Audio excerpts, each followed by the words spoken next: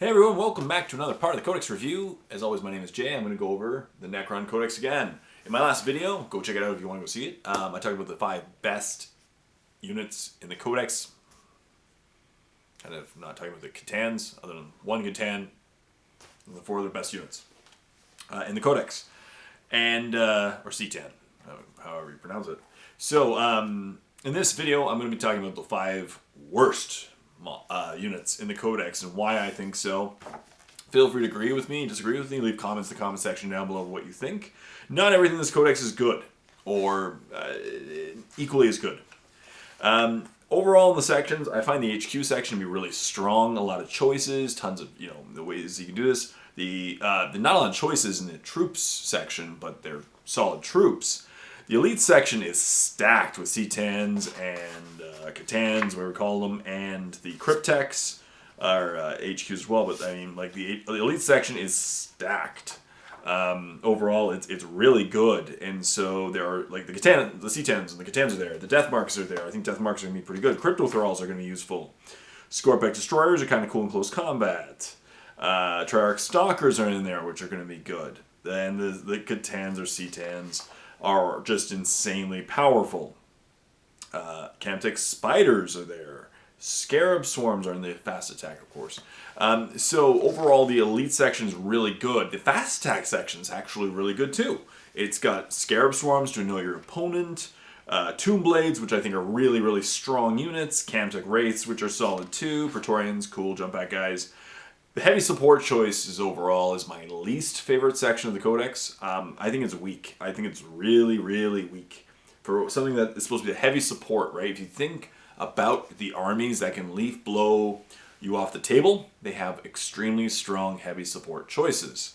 Orcs have some very strong heavy support choices. Tyranids have some gigantic monster creatures with some guns. Space Marines have tons of options in the heavy support choices. Necrons, not so much. I'm really disappointed in the heavy support choice. So you'll see a couple choices from there. Overall, the weakest section of this Codex is definitely the heavy support choices. I just don't think there's enough D in there. And you gotta have a lot of D in this edition, because Space Marines have 2 wounds now. If you don't have a lot of D, you're not going to deal with Space Marines. If you can't deal with a vanilla Marine, you're in big trouble. So, let's talk about it. So, I'm going to talk about the Codex, what I think are the weakest units in the Codex, probably the least likely to be taken in a competitive game. Doesn't mean they're terrible, I just don't really see a point in them. Yeah. So, my first one that I want to talk about is the Hexmark Destroyer, a new model. I don't like it. I'm not the biggest fan of it because... I'm not going to be just a Debbie Downer here. I'm just going to talk about why I think it's just other choices are better. It's in the elite slot, right? C10s galore, and the heavy, basically every army is going to have a Catan shard in it, right? It's going to be. I like the Triarch Stalker. I like the Death Marks. Even the Scorpic Destroyers, a Camtic Plasmacyte could be taken. The elite section is full of really cool choices. The Hexmark Destroyer, I don't feel is one of them. Now, it does have a cool stat line. 8-inch movement, so it's fast. It has weapon skill 3 up to skill 2 up. Strength 5, toughness 5, 5 wounds, 4 attacks, leadership 10, 3 up save. It has 6 pistols, which are 18-inch range, pistol 1, strength 6, AP minus 1, D1. So they can be fired in close combat, which is cool. I just don't think this guy is going to be, the be-all, end-all. I don't. So, the cool thing about him is he has 6 pistols, and each time this model makes a ranged attack, you can ignore any or all to hit roll or ballistic skill modifiers, and the target does not receive the benefits of cover. It's AP minus 1. Big whoop. In addition, each time this model fires Overwatch, it scores hits on a modified hit roll at 2+ instead of 6 up. Okay. So, cool. He, some good shooting fun, but his gun's only strength 6, AP minus 1 damage.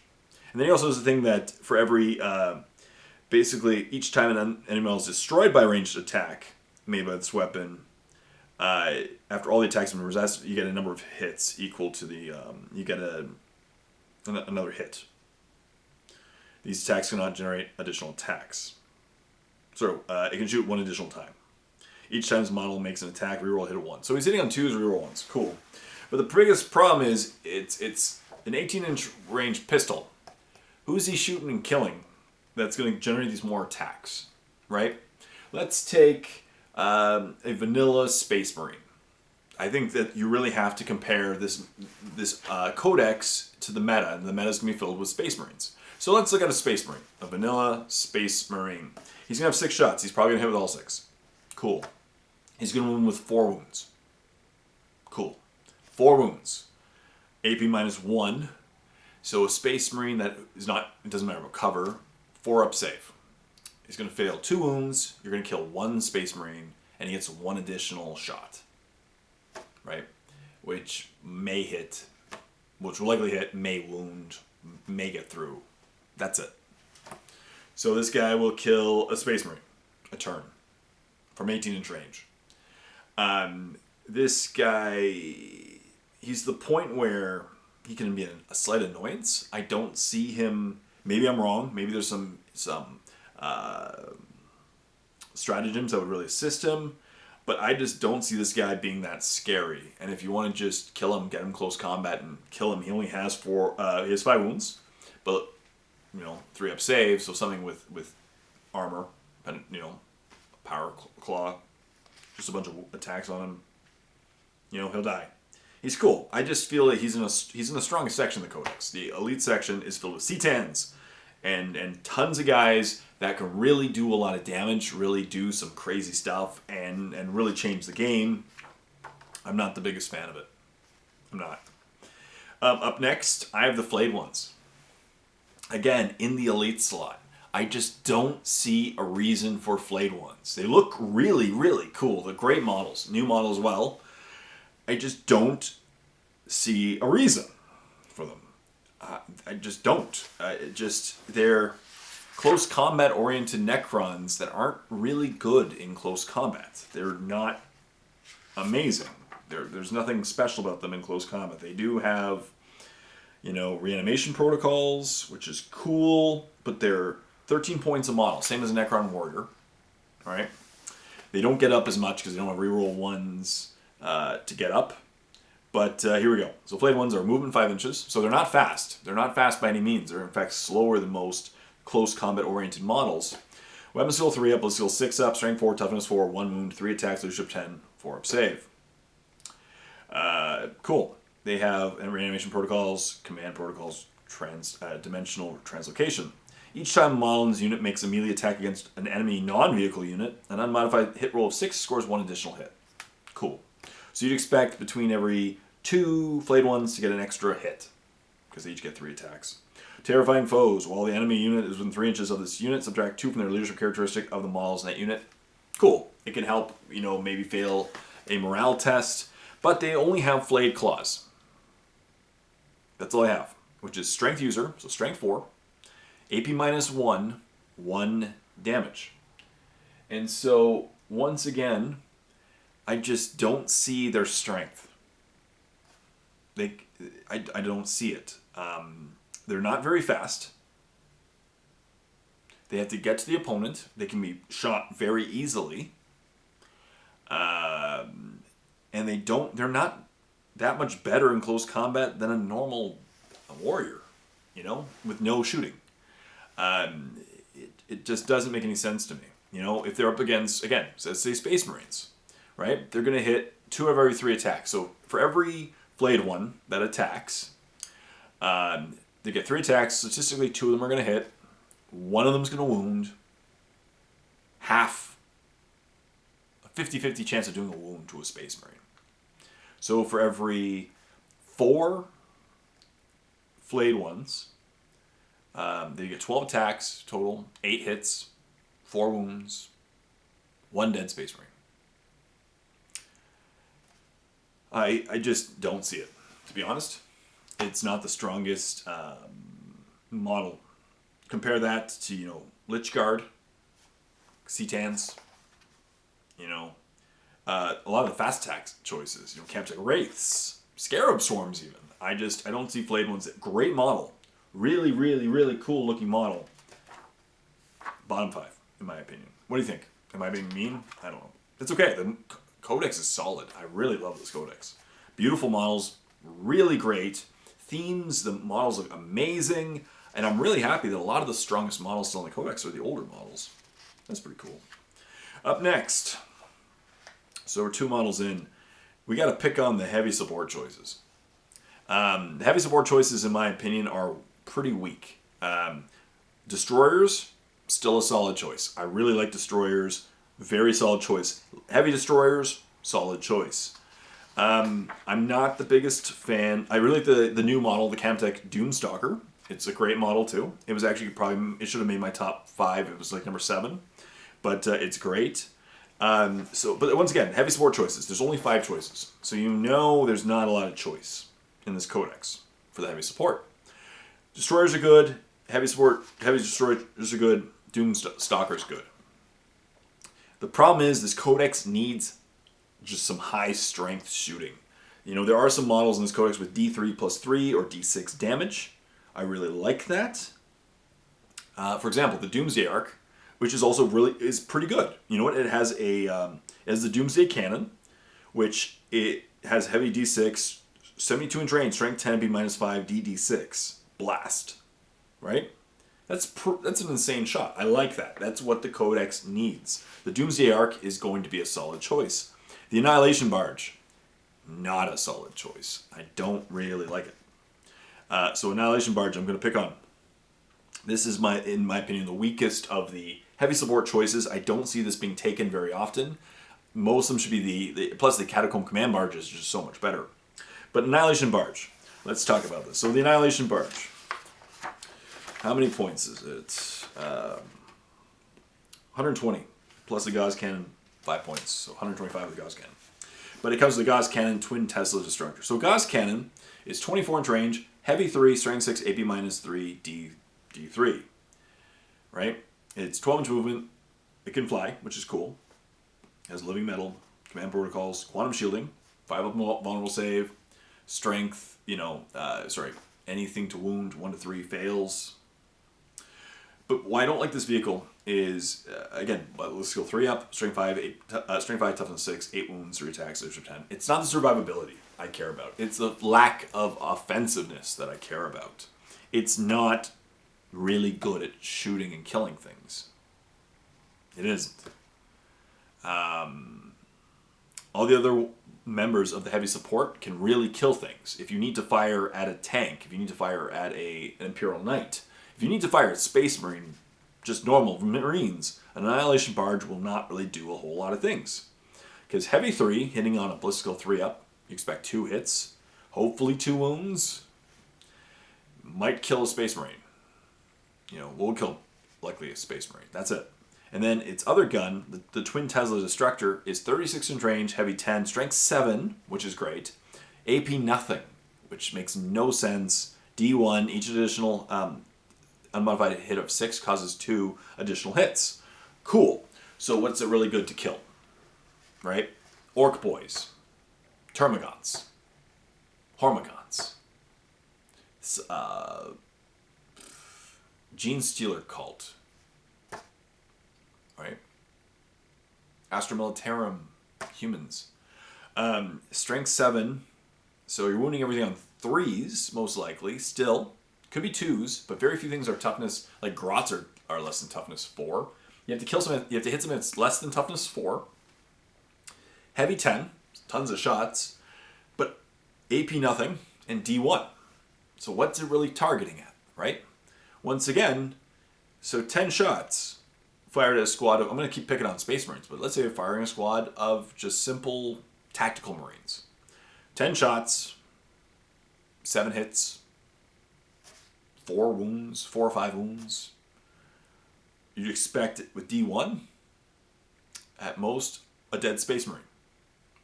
1 dead assault, 1 dead tactical Marine. It'll kill some Orc Boys, but so will everything else in the Codex, right? Necrons are just filled with tons of good shooting to take out, non-armored guys. Their base guns are better than the guns in the Annihilation Barge. Doesn't make any sense to me. Doesn't make any sense. So Doesn't make any sense to me. That's why I would not see it. The rest of the heavy support choice is decent. It's good.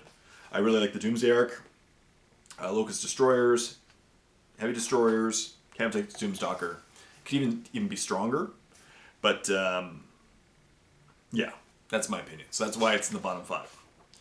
The next section that I really want to talk about, in my opinion, the 2 models that I just don't see coming in competitive games are actually in the Lords of War section. The Lords of War section is very interesting in this codex. It has 4 choices. The Obelisk, the Tesseract Vault, the Monolith, and the Silent King. Alright? Silent King, Tesseract Vault, both of them are really, really good choices. They're both expensive. 450 points for the Silent King, 500 points for the Tesseract Vault. I do see a lot of people taking if you want to take a Lord of War, you're probably going to take a normal Catan and the Silent King, maybe, or you won't take any normal Catan and take the Tesseract Vault and have 3 Catan powers per turn. It's 500 points. It's going to be pretty fun to kill. Your opponent can, 30 wounds. Your opponent's going to really have to deal with it. Takes up a chunk of the board. It can fly around. Cool stuff, right? But then you have the Obelisk and the Monolith. The Monolith got a new model in this edition. In fact, it's a huge improvement. Looks amazing than the old model. I have a Monolith, and I used to play it. It really kind of annoyed me when they put it in the same section as a Tesseract Vault and the new, in my opinion, the best model in the entire codex, the Silent King. I just don't see anyone wanting to use a Monolith. Doesn't make any sense. So we'll start with the Obelisk. The Obelisk is 370 points, 19 power, right? And it has 4 Tesla spheres, which once again are 24-inch range, strength 7, AP nothing, D1, a hit roll of 6, causes 2 additional hits. Big whoop, right? So it's large, it has tons of wounds, 28 wounds, it has a wound profile, a wound bracket, but big whoop, right? Now, the best part is, in your movement phase, if this model remains stationary, then until the start of your next movement phase, the Tesla spheres are type of Assault 6. Okay, so instead of Assault 4, Assault 6. Strength 8, damage characteristic of 2. Okay, that's better, right? That is better. Damage characteristic of 2. Assault 6. 24 shots. It can do some damage. But this is a Lord of War, right? This is a Lord of War. It has to have AP. It just has to get some AP. Has to. Right? You're doing a bunch of shots hoping your opponent fails some saves. But this could barely do some damage to a squad of Terminators, which now have 3 wounds. It's not strong enough to be in a Lord of War position. For 370 points, if I bring in something like a Tesseract Vault can do like 10 to 15 mortal wounds a turn, depending on how well you roll and the powers and all that stuff. That's powerful, right? It also has the same guns. The Tesseract Vault is the Obelisk. So why would I take an Obelisk, and it doesn't make any sense. And it helps fight aircrafts. So Obelisk. Doesn't make any sense to take it over the Tesseract Vault or the Silent King. And then the Monolith. As I said, the Monolith, great model as well. It's kind of, I've been playing Necrons for years, but the people who play Necrons have had a Monolith in their army for years. And it's kind of annoying. Now, it does have some good things. You can pull some shenanigans by pulling your guys off the table, putting them through the Monolith with a stratagem. But again, you got to compare this model to the Silent King and the Tesseract Vault. A Monolith is 360 points plus 5 points for the Death Ray. I like the Death Ray. But to replace your 4 Gauss Arcs, you can replace it with 4 Death Rays, so it becomes 380. Death Rays are strength, so 24-inch range, heavy 1, strength 9, AP minus 3, D3 plus 3. Okay, so we're talking about some damage, right? 4 shots, you're hitting on 3 ups. You can do some serious damage, right? Whatever it hits, hopefully it gets through the armor and can do some serious damage. That's great. The Particle Whip, 36 inch range, heavy D6, strength 12, AP -3, strength D3, blast. Solid gun as well. All right, this isn't a bad model. I think it's improved over its previous versions, but it's very points heavy, right? For that combination, it's 380 points, and it's in the Lord of War slot, so you have to take a Lord of War. You lose 3 command points, and this is not as good of a choice as the Tesseract Vault or the Silent King. It can hover, it can explode, and Eternity Gate is model remains stationary. Then the reinforcements can step out of the vehicle, right? Now, base, it's moving 8 inches, weapon skill, but you can't move. Again, if you don't, it has to remain stationary to do a couple things. Weapon skill 6 up, ballistic skill 3 up, strength 8, toughness 8, 24 wounds, 6 attacks, 2 up save, leadership 10. Cool. So it's definitely not the most terrible thing, but I just don't think it's going to be taken. All right, I don't think it's the worst model in the Codex. It's cool, it's upgraded, but it's quite expensive points-wise, and it's in the Lord of War slot. If it was in the heavy support choice, I think this would be taken, maybe. Maybe people would take it. I think I would. If it was the heavy support choice. I think moving it to the Lord of War made it a little too... the problem is it's just not as good as the things around it, right? It's not terrible, but it's not as good as the models around it. There you go. So those are my least favorite, in my opinion, the bottom 5 models in the Codex, or the 5 least likely to be taken in a competitive game, because there are a lot of models that are just better in them than the ones around them. What do you think? Am I picking on the Monolith too much? I'm not trying to be negative. This is a great Codex overall, but people just wanted my opinions on the bottom 5 versus the top 5.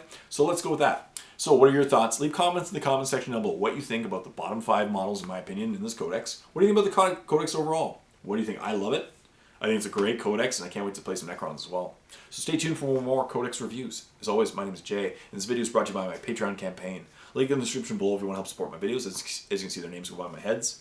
And a huge thank you to them. So stay tuned for more videos. And until next time, this is Jay saying, happy painting.